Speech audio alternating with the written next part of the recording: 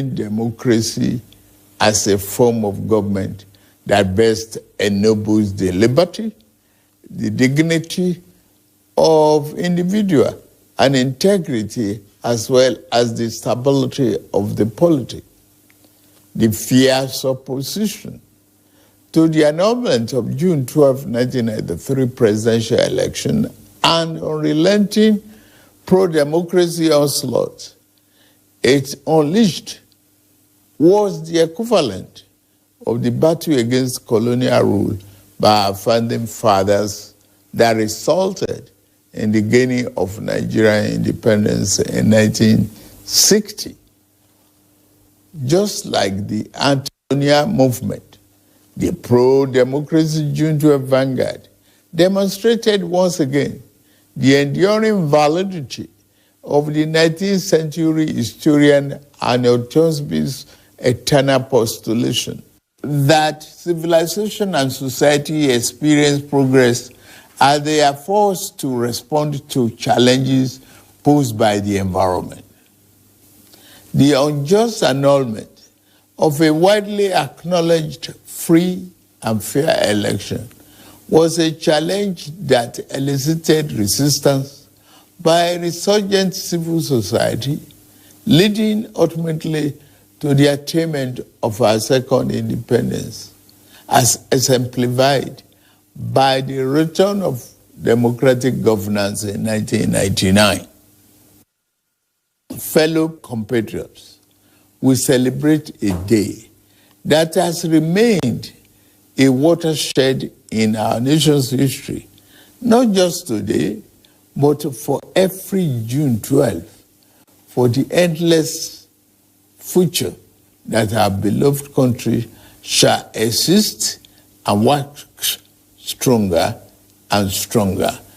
Generation of Nigerians will always remember themselves that the democracy that is steadily going to become the defining essence of our polity was not gifted to us on a silver platter. We can easily recall the sacrifice and the martyrdom of Chief MKO Abiola, the custodian of the sacred mandate that was so cruelly annulled. He sacrificed his life in unyielding patriotic defense of the ideals of democracy, as symbolized in his choice by his fellow countrymen and women as their duly elected president. There was an easier choice for him. It was to forgo the justice of his cause and opt for the path of ease and capitulation in the face of the tyranny of power. To his eternal credit and immortal glory, Abiola said no. He demonstrated the time-tested eternal truth that there are certain ideals and principles that are far more valuable than life itself. Every day on this day, down the ages, we will recall the several heroes of democracy, such as Kudirat Abiola, wife of Chief Abiola, who was brutally murdered while in the trenches fighting on the side of the people. We remember Pat Alfred Rewani, one of the heroes of our independence struggle, and Major General Shehu Musaya Adua, retired, who was silenced by the military junta while in pursuit of democracy. They gave their yesterday for the liberty that is ours today. The point is that we must never take this democracy for granted. We must forever jealously guard and protect it like a precious jewel. For a people can never truly appreciate the freedom and the right democracy guarantees them until they lose it. We have transferred the dark, thorny part of dictatorship before, and those who experience it can readily testify to the unbridgeable gap between the dignity of freedom and the humiliation and degradation of tyranny. Through, yes, rancorous debates, interminable wrangling, ceaseless quarrels, bitter electoral contestations may be perceived by some as the unattractive feature of democracy, but they also testify to its merits and value. This year, we held the 7th in the cycle of elections that have become sacred ritual of our democratic practice in this dispensation since 1999. That the polls were intensely contested is in itself positive evidence that democracy is well and alive in our land. It is only natural that even as those who won and experienced victory in various elections are elated and fulfilled, those who lost are disenchanted and disappointed. But the beauty of democracy is that those who win today can lose tomorrow, and those who lose today will have an opportunity to compete and win in the next rounds of elections. Those who cannot endure and accept the pains of defeat in elections do not deserve the joy of victory when it is their turn to triumph. Above all, those who disagree with the outcome of the elections are taking full advantage of the constitutional provisions to seek redress in court. That is one of the reasons why democracy is the best form of government invented by man. For Chief MKO Abiola, the symbol of this day, in whose memory June 12 became a national holiday, democracy is eternal. It is about rule of law and vibrant judiciary that can be trusted to deliver justice and strengthen institutions.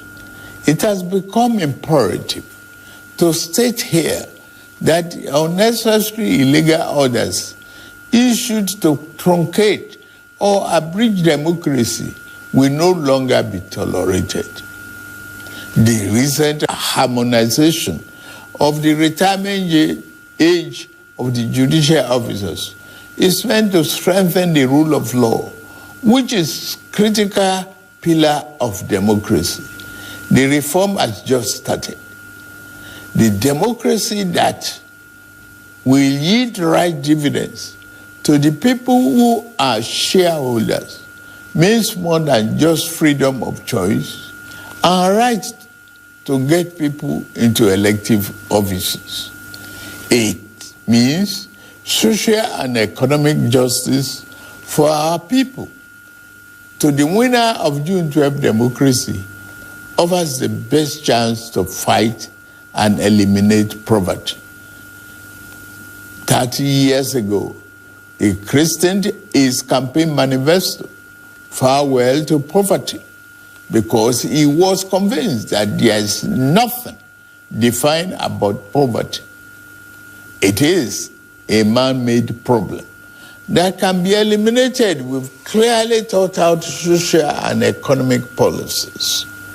It is for this reason that in my inauguration address on May 29, I gave effect to the decision taken by my predecessor in office to remove the fuel subsidy, the albatross, and free up the collective use of much needed resources, which had hitherto been pocketed by a few rich.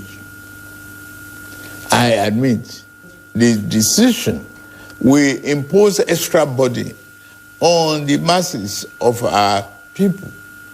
I feel your pain. This is one decision we must bear to save our country from going under and take our resources away from the stranglehold of a few unpatriotic elements. Painfully, I have asked you, my compatriots, to sacrifice a little more for the survival of our country.